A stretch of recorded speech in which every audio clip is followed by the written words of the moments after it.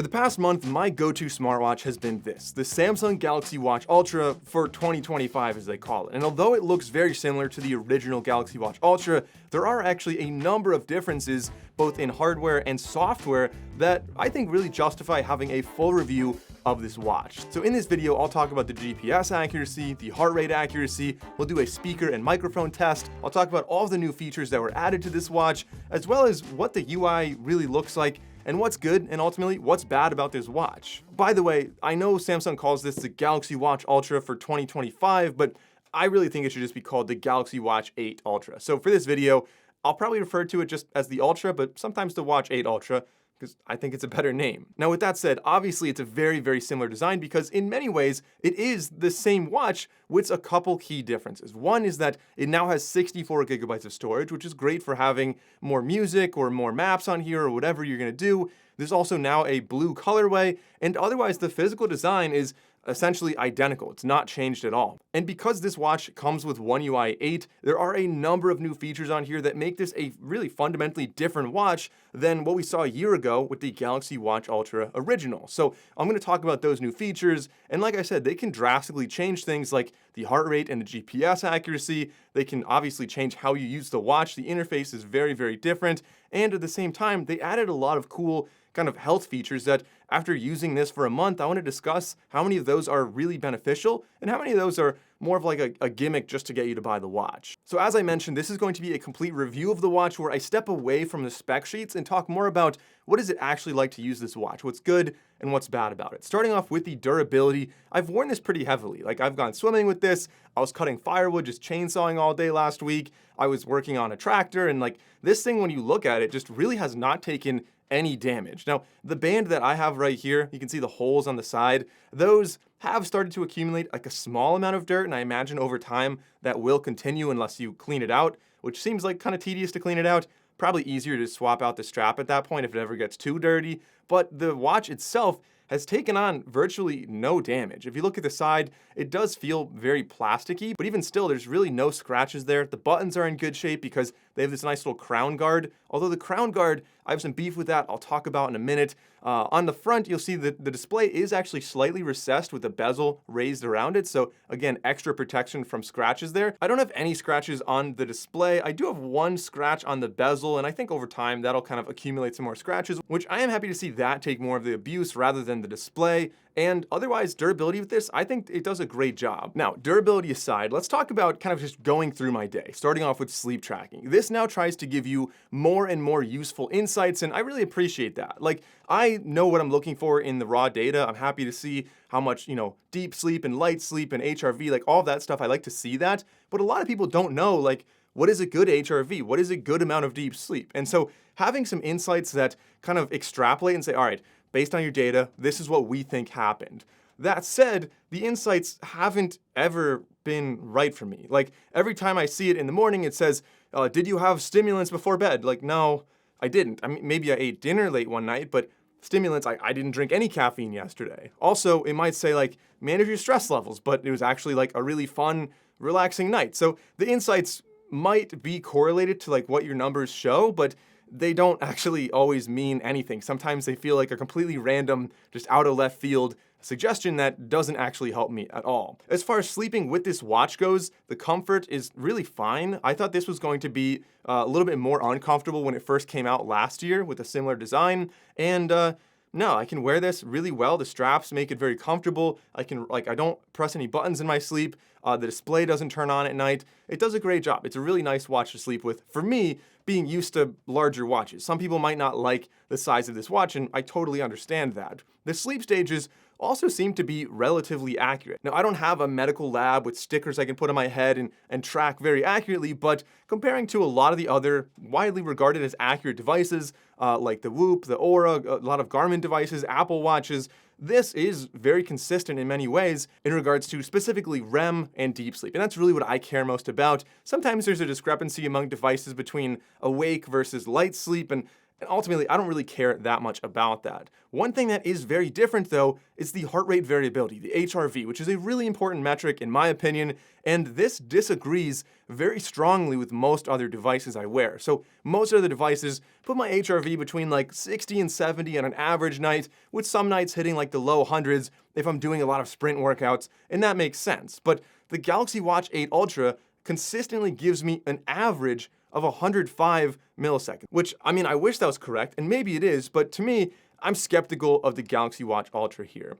Moving on to the energy score, it's kind of, in my opinion, a little bit useless.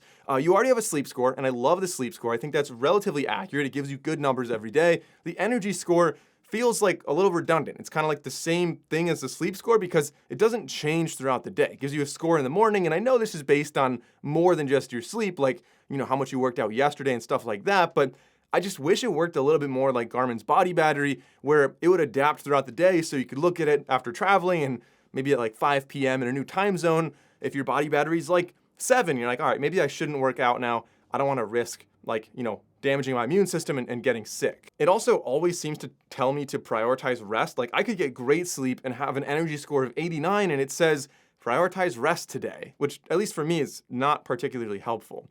Now, moving on to the battery life, kind of the next part of my morning. I keep always on display on with this watch. Of course, at night, there's like a sleep mode, so I don't have the display all night, but typically I'll go from, example, yesterday, I woke up, it was at 60%, or I charged it up to 60%, and then overnight, by the time this morning came around, so 24 hours later, 25%.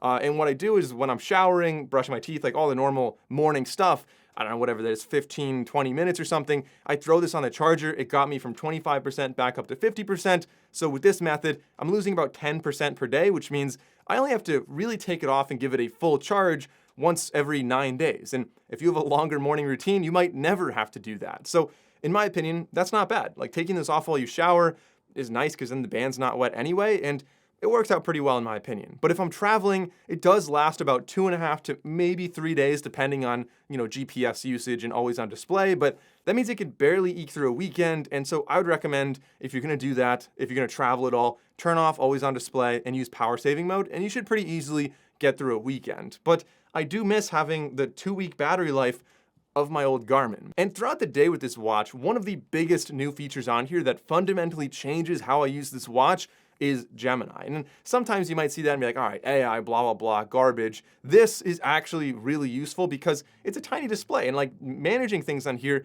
is not always convenient, but sometimes you don't have your phone with you. And so just pressing and holding that top button and actually using Gemini, I think is very, very convenient. It's so useful in my opinion. I can ask it all types of questions. For example, like if you're driving, you don't want to use your phone, but you have like a really important question, you can just press and hold it, it'll answer right to you, and you know, it'll have an audio output so you don't have to read the screen either. And again, I think that's really useful. Additionally, you can ask it follow-up questions. You guys know how Gemini works, but having that on a watch is great. It does also interact with the watch to some extent. You can start workouts, start timers, but it doesn't interpret data on your watch. So if I ask it about my sleep last night, it won't give me a Gemini answer about my sleep and interpret that. Instead, it just opens up the sleep UI and shows me, you know, how I slept last night. So let's get into a speaker and a microphone test. You'll see just how well it actually works if you're answering phone calls or using Gemini.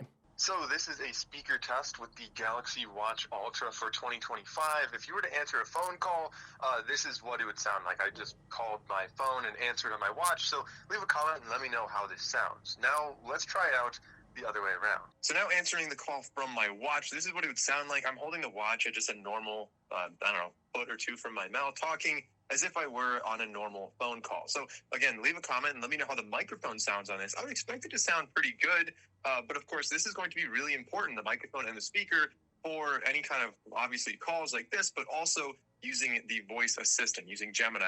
I don't want to talk too much about the physical design because this is a long-term review here, but there are a couple important notes of the physical design that really bothered me long-term. One is that I don't really love the button setup. I mean, having 3 buttons is great, but the middle button, I actually do hit it fairly often. And so I wear this on my left wrist, the buttons are facing towards my wrist. I know I could flip it upside down, but that's the way that it really feels natural for me to wear. And anytime I'm driving, specifically driving, the angle of my wrist just hits the middle button and I end up opening up whatever my shortcut is, which for me, happens to be my workouts. I already went into settings and changed it to double press, but it's still like I must be double pressing it all the time, and the crown guard's just not quite enough to really block you from accidentally hitting with your wrist during some activities. Also, Samsung coming back with a 2025 version of this and still not having anything that rotates, I think is a big loss. Not being able to have a rotating bezel or rotating crown, just, I don't know. I think that it really diminishes the usability of this watch. Instead, you're using this digital bezel, which across the bottom, it works reasonably well, but I feel like, you're swirling around, you're covering this display for like half of that circle, and it's not really as convenient as just swiping a lot with your finger. And one more complaint with the buttons is that there really are not enough shortcuts for that middle button on the right side, the action button. So there's only like 6 options you could even set it up for, and there's no difference between single press, double press, or press and hold. You could just have one action and you can choose either single or double press to activate that. Like there's no single press to do this, double press to do that, press and hold to do something else. The display, I mean, this is a Samsung watch, no surprise. This is absolutely awesome, and I find that if I'm out in public or out, just outside in general, and it's really bright out, the watch display is very bright, very easy to read, super colorful. If I'm on a run, the larger display on this compared to the Watch8 Classic, for example, is actually way, way better. So I'm easy to see a lot of information when you're running at a quick glance. It's also really nice that you have a red shift in the evening automatically, so it's a little easier in the eyes when you're getting ready for bed. As far as accessories go, long-term use of this, I think the watch bands are very comfortable, and by now there are a lot of straps on Amazon that are compatible with this. Remember, this is not the standard 20mm strap. This is a proprietary strap, and you can also actually buy a special lug adapter to adapt to any 20mm strap if that's what you're interested in.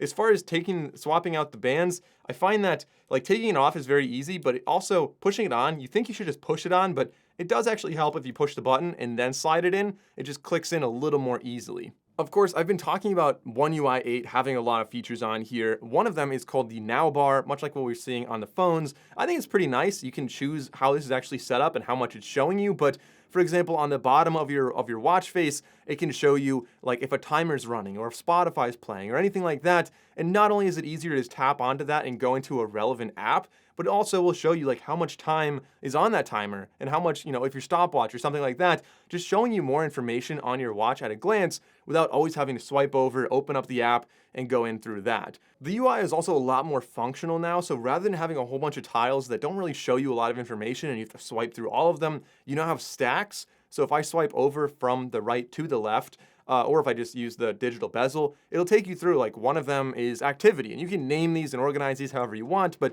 in this one I have like how many steps and like all my normal rings, my sleep tracking, my vascular health, all in one little stack as almost like its own little group, its own interface essentially. And of course you could tap into any of those, and all these little widgets on here are, pretty customizable. Like you can get a lot of different ones and they'll show some different information. There's also like single bar or double wide ones. So if I go over to exercise, you'll see that's a double wide one showing me 4 or 3 different exercises or more. So I think that's pretty nice. And I could add more below that with the plus button. I think that's kind of a really cool way to have this set up. I like how Samsung's doing that. We also have the running coach, which I actually have not used yet. I was really excited to use it. Honestly, I'm coming off of a hamstring injury, so I'm running with this, but I can't do like a full-blown sprint to find out what my running score is. So I haven't done that yet. I will do that in the future. But at least running coach is a cool idea to have on here. Anyway, continuing on, we've got like calendar, and you can kind of organize those however you want. However, the UI does look a little bit weird. Like if you look at this right here, having like the squarish design of the watch, and then a circle inside of that, and then pills inside of that, just feels like a large device showing you like not a lot of information and kind of a strange design language here. I'm not sure what Samsung is really trying to do here. Functional, yes, but maybe they should just go with like a more boxy display or just a rounder body of the watch. It would make it a little easier to look at. Regardless, going back to the watch face, this is the Ultra analog watch face. I think this is absolutely awesome. I love how customizable it is, and it shows me a lot of information. If we swipe from the left, our notifications are in great detail. Wow, it feels like 99 degrees out today, so that's pretty hot. And if you tap into anything, again, it all is really, really useful. Swiping down from the top, these little quick settings here, I think could be a little better or at least a little more customizable. I feel like there's a bunch of icons that kind of look fairly similar, and it really takes some getting used to with this watch to know exactly what everything does and really get a lot of use out of those. So I think there is room for improvement on the top for Samsung. And if you swipe up, of course, you have your app drawer, and I don't really have a whole lot to say about this. You can get a ton of apps on here. Wear OS has been improving quite a bit, but moving into the activity tracking. As usual, auto tracking is great. If I go for a walk, it'll automatically detect it. Very, very reliable with how that's set up. The buttons are unfortunately very useless in my opinion when you're working out. Like, come on Samsung, this is an Ultra watch. It's kind of geared towards people who are working out more. And if the only thing you can do out of the 3 buttons is like pause a workout and the other ones open up like Gemini or Samsung Pay, like I don't want that in the middle of a run. I don't want Samsung Pay. I want my buttons to cycle through different displays or give me a readout on my pace or do something else that's related to my workout rather than the generic functions that are always on the watch. And of course, the GPS and heart rate testing. When Samsung first launched the Galaxy Watch Ultra, it was pretty accurate, but let's see how it actually changed. So taking a look at the heart rate chart right here, you can see I have both of them overlaid. We've got the Polar H10 heart rate strap in red, and you can see the biggest difference is going to be at the end. I'll talk more about that in a second, but let's look at this graph right here. You can see a really good R and R squared value, meaning a very tight correlation, which you can obviously tell from the graph. If we make this full screen, we'll be able to zoom in a little bit closer on some of these intervals here. So I ran intervals. Some of them were 1-minute intervals, then I went to 2-minute intervals, and then 3-minute intervals. And on every single one of them, you can see it really did a pretty fantastic job of absolutely nailing it with some discrepancy right there, just a couple beats per minute at the very top, but otherwise, really lockstep with the Polar H10 heart rate strap. So I was really impressed by how well the Galaxy did here. Again, slight discrepancy at the top, but I don't think anyone's really going to complain about that. And the biggest difference is at the end here, where after my run, I just did some push-ups, and that could have been more so based on the placement of the watch or my wrist. So at least for runs, I think this is really impressively accurate. If you're talking about other things like push-ups and workouts like that, you may have some differences. Okay, now looking at the GPS accuracy, this is a fairly easy test, to be honest. It is a trail along a river, so there's trees around, but not a lot of buildings and not a lot of like cliffs or anything, so we didn't need the dual band GPS here, but still, all things considered, it is quite accurate. There's no real like wandering off the trail. Out and back, I like to do that so you can see how well they actually match up, and in this map, they really did a good job of lining up pretty much perfectly. Now, when I do an out and back run, I'll say that the distance on this is usually within 1 or 2%, so it's not quite as accurate as some Garmin devices out there, but it is still very impressive, especially in open spaces like this. Again, One UI 8 also gave us some more health features. So we have like vascular load, which you have to sleep with this 3 nights in a row. It'll then give you a baseline, and then after that, whenever you sleep, it'll tell you like what your vascular load is. Again, I believe this is looking at HRV, so I'm a little skeptical. But at least for me so far, it has been fairly consistent in what it's telling me. It'll tell me like it's steady if I didn't really work out. It'll tell me I'm a little more strained if I did work out a lot more the day before. So that does a pretty decent job.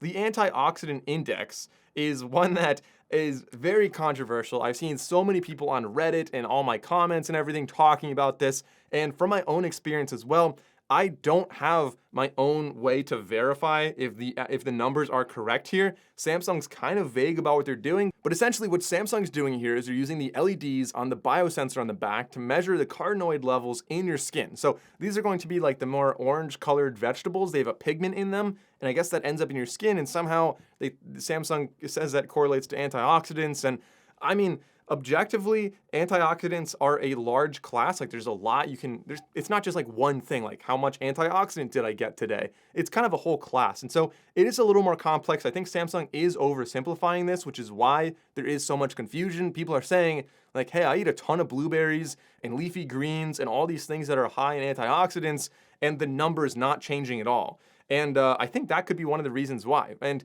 anecdotally, I think this is also kind of correct. Like I eat a decent amount of vegetables, but my wife eats way more than I do. Like we have a pretty large vegetable garden, and in the summer right now, like that's kind of like all she eats. Like for lunch, she'll have like a bell pepper, some blueberries, and like a carrot or something.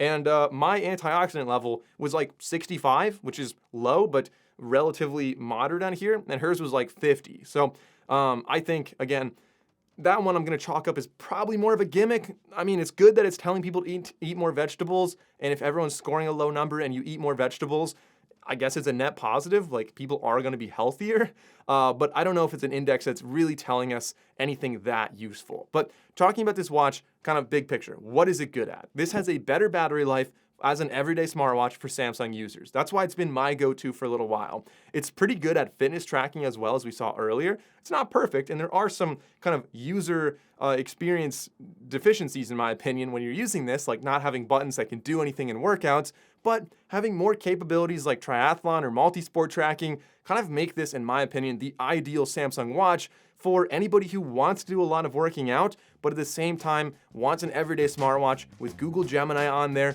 and all of the smarts to answer phone calls and reply to texts and stuff like that. That's my opinion of the Galaxy Watch 8 Ultra, but let me know in the comments down below what you think about this. And if you haven't already, get subscribed because I am making a comparison between the Galaxy Watch Ultra, the Apple Watch Ultra, and Garmin's Watch Ultra equivalent.